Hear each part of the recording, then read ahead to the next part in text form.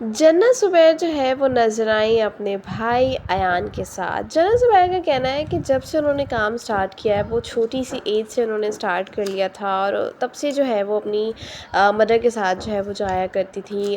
24 घंटे उनकी माँ उनके साथ होती थी, कभी फ़ादर होते थे, उनके पास टाइम नहीं तो मदर होती थी और अम्मी जो है वो भाई के साथ-साथ जो है वो सेट पे होती थी।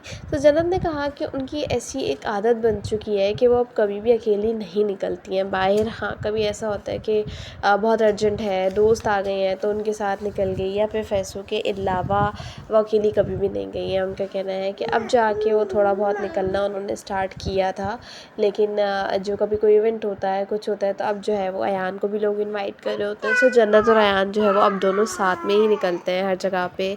और आप देख सकते हैं कि जन्नत ज़ुबैर बहुत प्यारी लग रही है और अयान जो है वो काफ़ी ज़्यादा टॉल हो चुका है जन्नत से भी।